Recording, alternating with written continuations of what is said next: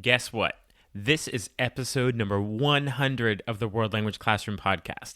I was watching the data to see if we would get to 100 episodes first or 100,000 downloads, and I'm happy to report that we crossed the 100,000 download mark well before the 100th episode. So thank you so much for your continued support of the podcast, and thank you to the many guests who have joined me over the past 2 years. In this episode, I want to look back at some of the key takeaways from the collective wisdom of guests and share some listener feedback as well. I can't wait. So let's jump in. Are you a language teacher looking for some reassurance that what you're doing in the classroom is on the right track? Or maybe you're looking for some ways to teach even more effectively. If you're one or the other or somewhere in between, you've landed in the right place. This is the World Language Classroom podcast with your host, me, Joshua Cabral. You're about to get tips, tools, and resources so that your students continue to rise in proficiency and communicate with confidence. Let's jump in. Vamos, allons-y. Hello, my friends. Bonjour, mes amis. Hola, mis amigos. Welcome to the World Language Classroom podcast. I am Joshua Cabral, and thank you so much for joining me for the 100th time on an episode of the World Language Classroom podcast. The fact that you are here and listening to this and you've been a part of this journey with me, it just shows that you are such an incredible educator. So thank you so very much. If this is your first time listening, or maybe your 10th time and you're still not subscribed yet, please make sure that whatever app you're on right now that you click follow, subscribe, whatever it's asking you to do, because I plan on having 100 or even more episodes coming up even after this one. So on this episode, I want to look back over these last 100 episodes and over 60 guests, and I've done 40 solo episodes, so much to take in. I have had this goal from the very beginning to bring you very simply tips, tools, and resources to help your students rise in proficiency and communicate with confidence. That has been my sort of tagline on my blog and my social media for years, and I wanted to bring that directly to this podcast as well. And hopefully that is what you are getting out of this, your tips, your tools, and your resources. I'm just so excited to be able to get to episode 100, and it is certainly thanks to you. Because if I was just sitting here at my microphone talking or recording conversations I was having with people, that would be great. But the fact that you're listening is what makes this an incredibly successful podcast. So thank you to you, and thank you to the over 60 guests, these 60 wonderful teachers who have joined me over the last 2 years. These have been teachers from all over the US that have joined me on the podcast, and also from Canada. I've had teachers from Australia, Spain, the UK, and a multitude of languages as well. Everything from French and Spanish, Chinese. I've had Latin teachers, Greek teachers, Arabic teachers, German teachers. I've had an incredible opportunity to spend time with very insightful teachers. And what I would like to do right now is just look at some highlights over these past 100 episodes, these guests that I've had, the topics we've looked at. And part of that is going to be sharing with you some audio that I got, some submissions from listeners. I had a lot of listeners who went onto the SpeakPipe website where they could just do a quick audio recording of a highlight or a takeaway from an episode. So I went through those and I chose 5 to share with you. I also had a lot of feedback in comments on social media when I asked for what were your takeaways. So I'm bringing that all together so this can be a community reflection on everything that we've talked about over the last 100 episodes, over the last 2 years. Now, to look really at my own experience. So I'm going to be totally honest with you. And Katja Hottenstein, I hope you're listening to this, because Katja, who is a teacher that I worked with for a couple of years, I asked her to be my first guest on the podcast 2 years ago, and she was up for it. And so we jumped on to our call together and we had a great conversation. I sent her some questions in advance and we kind of talked shop and we revisited all of our teaching experience together, and it was wonderful. And then I sat down to edit the episode, and I realized that that very first recording that I had not turned on my microphone, so it only recorded Katya and not me at all. So that was my foray into my very first episode of the World Language Classroom podcast. It was certainly one of those things that I needed to learn by doing. And so now I almost always turn my microphone on. I've learned a ton about editing episodes and how to do that. I now do it with a program called Descript, where it actually takes the audio and it prints it out, so I can then edit all of the audio through text rather than listening. So I've learned a lot going along the way, but I always like to remember that the first episode I did with Katya Hottenstein, I didn't turn my microphone on. So I very sheepishly reached out to her again the next day and said, "Can we record the episode again?" My microphone wasn't on, and she was totally game. And it has just been a journey from there. And I've had the opportunity to speak with so many incredible guests with so many insights. And many times I will have teachers reach out to me and they'll ask if they can come on the podcast. Can we talk about a certain topic? Absolutely. Sometimes I reach out to teachers that I see a lot on Twitter or Instagram, or if I attend their workshop, or if I see a workshop at a virtual conference, I'll reach out to them to talk about it. So guests come in different ways onto the podcast. And if you're ever interested, please do reach out to me. There's always a form right in the show notes. It's the last thing on the bottom where you can get in touch with me and we can talk about you coming on the podcast as well. I would love to have you. And I very often hear whether teachers come up to me at a conference or they'll reach out to me via a tweet or leaving a comment on an episode. But I often hear from teachers the impact that the information that they're hearing is having on them and their teaching. So thank you so very much. Podcasting can be a little bit of a solitary world, particularly doing some solo episodes. So having the opportunity to hear directly about how it's going is very helpful. I mean, I can see the download numbers, but that's just a number on a screen. But really connecting with you as a teacher and hearing what is useful for you is very helpful. And I recently sent out a survey to listeners because I want to make sure that you are getting what you need. What are some of those improvements? So I will be sharing that as we go into the next school year as well. So thank you for those of you that have filled out the survey. So now I would like to share with you some of the listener takeaway that I have heard. So the first one I want to share with you is Michelle. So let's listen to what Michelle had to say. Hello, Joshua. This is Michelle in Vancouver, BC, Canada. I just wanted to tell you how much I'm loving your podcast. I'm a faithful, loyal listener. Every Saturday, I catch the podcast from the Monday. I can't really say which episode I love the most, but I do want to mention Ben Fisher and Ben Tinsley. Those were two that really stood out for me. But what I love most about the podcast in general is just the diversity of voices and the interest and enthusiasm you have for such diverse perspectives. You give us a little bit of everything, and I come from a very CI and TPRS perspective myself, but I am enjoying hearing all the different points of view and activities and ideas and ways to engage our students and spread the power of additional language learning in our language teaching universe. So thank you for your amazing contribution to world languages. And I look forward to the upcoming podcasts. Thank you so much. So I could not agree more with what Michelle had to say about the diversity of voices. First off, Ben Fisher Rodriguez, Ben Tinsley, incredibly insightful educators. And just so you know, everything that is mentioned, every episode that is referenced on this episode is going to be linked in the show notes. So you can go right there and listen to Ben Fisher Rodriguez and also Ben Tinsley's episodes. They are all down in there. But this idea of the diversity of voices, that was really something I was going for. I wanted to have teachers that were going to help push me outside of my comfort zone, and assuming that there were other teachers just like me that would need that, and to hear different ways to go about their teaching. So I really appreciate that feedback from Michelle that the diversity of voices was really helpful for her.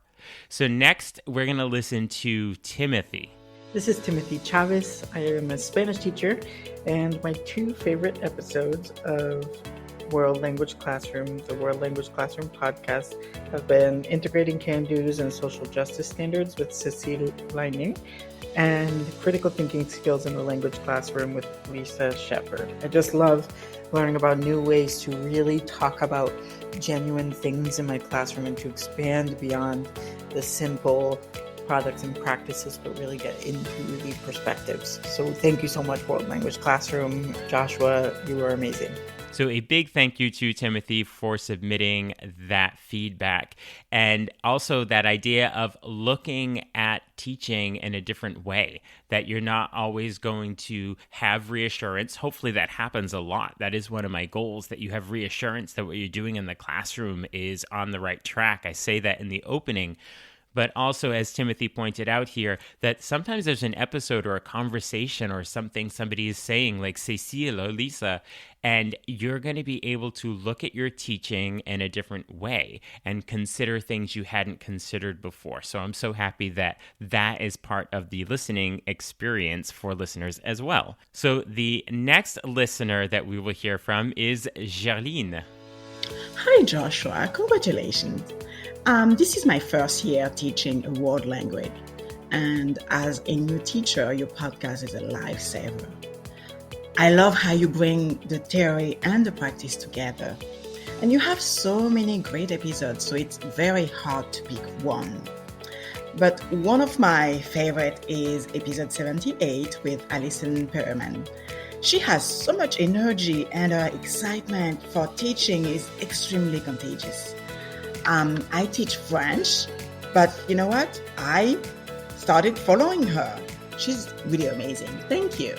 So I have to totally agree. That conversation with Alison Perriman was so much fun. I didn't want it to end. I actually edited out a lot because it went on for so long. We were having such a good conversation and it was so much fun. But there's also that idea that Gerline teaches a language different from Alison Perriman, but you don't have to be teaching the same language to learn from each other. So as she pointed out, she's following Alison Perriman, who's a Spanish teacher. Gerline teaches French, but she's able to learn from her. So I'm also happy to be hearing that that is something that teachers are able to do as well. They don't have to feel like they have to teach that language to be able to learn and collaborate. So the next listener we're going to hear from is Sylvia. Hello, Joshua, and hello, teachers from all over the world. My name is Sylvia from Dynamic Language Class. I wanted to say I'm a huge fan of the podcast since I discovered it. I've been listening to all your previous episodes, enjoying it a lot. It's super well researched, very informative and very inspirational. So thank you so much for doing what you do. And if I have to choose one, I think I would go with the one that you interviewed, Margarita Perez Garcia. I find her techniques and the way she was explaining and her teaching also like very inspirational, that I had to get in contact with her, ask her a few follow-up questions, but she kindly responded. She suggested a list of books that I can acquire for next year, and I can't wait to start the new academic year implementing a bit of CI in my classes. So thank you so much and all the best. So that was a really interesting conversation I had with Margarita Perez Garcia, because that was a really new concept to me. And I remember having to ask a lot of questions to really figure out what it was. And then I had to edit it quite a bit to bring all of the different ideas together and in the right order to make sense of it. So hopefully that came through. And it definitely seems like it came through when it comes to Sylvia, because she was able to reach out to Margarita Perez Garcia directly and to connect and get those insights that she needed and that support that she needed. And at the end of every interview, I always ask the person I'm interviewing, the teacher that's sharing with us, to tell us how we can get in touch so that you can continue the conversation, relationship with them. And that's exactly what Sylvia did. So I'm really happy to see that listeners are actually doing that and then getting the support and encouragement they need from the wonderful teachers I get to speak with on the podcast. And the last person we're going to hear from is Will. Hey Joshua, this is Will Anderson from Long Island, New York. My favorite part of your podcast is the moment that you say, let's jump in. I want to thank you so much for curating this podcast for our language nerd community. Keep on recording. So I really love that Will pointed out that he likes the part where I say, let's jump in. It's sort of one of my taglines. I say, let's jump in. I see tips, tools, and resources. And you never really know what teachers are looking forward to, what kind of puts them in that comfort zone of what they're listening to. But let's jump in. I guess I will keep it in there. The same goes for the this and that questions I ask to teachers at the end. Sometimes it might be you don't have time for the whole episode, so you might tune out after you get the information about the teaching and you're not as interested in learning about the person, or maybe that's a part that you really enjoy. I have heard from listeners that they do enjoy that part and they get to know the teachers a little more rather than just the teacher in the classroom. So whether it's something you listen to or not, depending on your time, it's something I enjoy doing. And I hear, just like Will is saying he likes when I say, let's jump in, that the same thing goes for getting to know the guests a little later on. So those were some of the takeaways that I heard from listeners to be included here on this episode. So thank you so much to Michelle, Timothy, Jaline, Sylvia, and Will. So now I'd like to share with you some of my own personal takeaways about conversations that I've had with guests. The first one I want to focus on is this idea of DEI and DEIJB work that is happening in our classrooms. That's diversity, equity, inclusion, justice, belonging. And one thing I pulled from there was from a conversation with Ben Tinsley, and it was on episode 27, where we were talking about diversity in the language classroom. And he said that he focuses on centering rather than including when he's talking about Francophone West African culture in his classroom, that he centers and he doesn't just include it. And he had made this statement, which I repeat all the time, that when you include someone, you're reminding them of whose house they're in. But if you're centering them, it truly is focused on them. And that was a huge takeaway that has reframed how I look at all of this DEI, DEIJB work. So you can hear that episode with Ben. It's number 27. It's linked in the show notes along with every other episode that has been mentioned. So along with that episode with Ben, he also did an episode with me, number 58, which was a live episode during a virtual summit last summer. So you can hear those two episodes from Ben. And then also within this diversity and equity lens, I spoke with Kia D. London, who really opened my eyes to what authentic representation is of students. And she did that on episode 88. And very early on episode 10, so one of the OG guests, as I like to call them, was AC Quintero. And we had that early conversation about equity in the language classroom. That's going back about 2 years ago. And then I spoke with Joseph Brody Brown, and his topic was LGBTQ plus inclusive classrooms, and really looking at gendered language and representation of LGBTQ plus students in our classrooms. So that was on episode 42.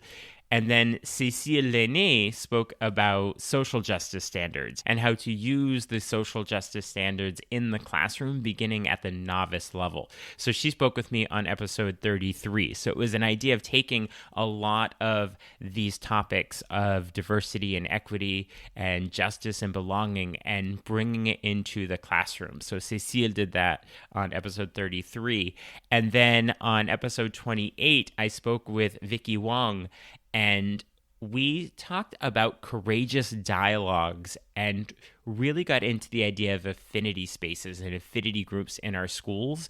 And I have to admit, I thought I understood what affinity groups are and their true purpose and why they exist and what are the benefits. But then after my conversation with Vicky Wong, I had a completely different understanding of the need and absolute benefit of having affinity spaces in our school. So you can revisit that whole conversation on episode 28 as well. Again, all of those in the show notes for you. And then outside of the DEIJB work, I was incredibly honored to have Florencia Henshaw and Maris Hawkins on the podcast after the publication of their book, Common Ground. And I did a whole series on Common Ground. So the fact that I was able to get the authors on the podcast was wonderful. And my favorite part was once we got into all the nitty-gritty about the teaching and what that means and input and output, when we did the this and that questions and really getting to know both Florencia and Maris and just how incredibly entertaining and funny they are. So make sure if you listen to those episodes that you do listen to the end and really see them as the great entertaining human beings that they are. And then one particular takeaway that I had was 2 different episodes. One was with Ben Fisher, who was actually referenced earlier, and we talked about doing a write and discuss, which is a technique in the classroom. And then I spoke with Caitlin Leppert about using parallel text in the classroom. And these 2 episodes so complemented each other. I actually think that on Ben's episode, he referenced parallel text, and then Caitlin referenced doing a write and discuss when we were doing our episode talking about parallel text. So I actually started doing a write and discuss in my classroom and then used parallel text with it. And it was a direct result of the 2 conversations I had with them. So I just wanted to focus on this idea of taking different episodes and seeing how they complement each other. And it wasn't something I was seeking to do initially, but they came together and they worked really well. So the other episodes I've really enjoyed have been my Teacher Toolbox episodes, where I had to figure out what are 4 or 5 activities that I can personally share with teachers to use in their classroom. So not only did I have to choose which ones, but then be able to explain them concisely in about 3 minutes each. So that was a great opportunity to me. So now I sort of have my elevator pitch for all of those. So all of my Teacher Toolbox episodes are linked in the show notes as well. So this entire podcasting journey, above anything else, has been so much fun. I really do enjoy it. I appreciate every single opportunity to talk to teachers that are proud of what they're doing in their classroom and wanting to share it with others. And I continue to have very particular goals throughout the fun of this podcasting process. And the first one is to foster in teachers a growth mindset so that you are looking at doing things maybe a little differently or trying something new. But also along with that, I want you to be reassured. I hope reassurance is something you get from almost every episode, and validation about what you're doing in the classroom. Every teacher needs that right now. So yes, I want to foster a growth mindset, but I also want you to walk away with reassurance and validation about what you're doing. And as you are in that growth mindset, I hope you feel encouraged to take risks and then to persevere when you're trying something new, and also to focus on cultural competence in the classroom. I make it a point to not make every episode about language acquisition, but also the cultural competence piece. But that is all happening within a communicative classroom. So those continue to be the goals of the podcast. Hopefully you're feeling the fun in it as well. But your reassurance and validation, but also to have that growth mindset so you're comfortable taking risks and you can persevere, and then really focusing on cultural competence within a communicative classroom. So looking forward to the next 100, 200, 300 episodes. I will be taking the feedback from the survey that I recently sent out. It looked at everything from topics to guests to solo episodes to length of episodes so that everything is what you are looking for. So over the next 100 or so episodes, I'm going to be regularly incorporating the feedback that I get directly from you, your suggestions, and your recommendations.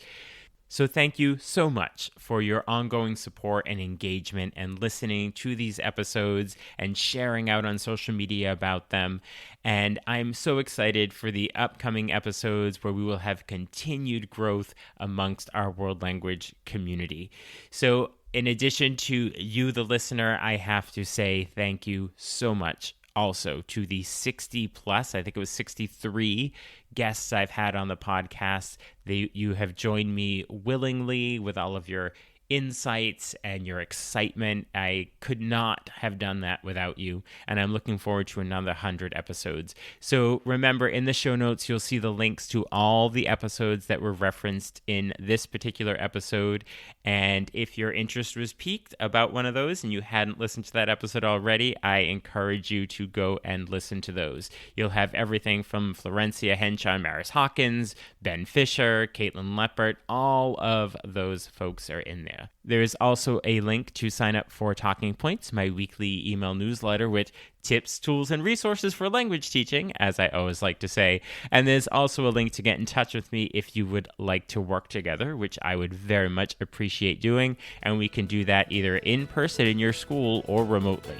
So thank you again for 100 incredible episodes, and here's to the next 100, 200, and even more. I will talk to you soon. Bye for now.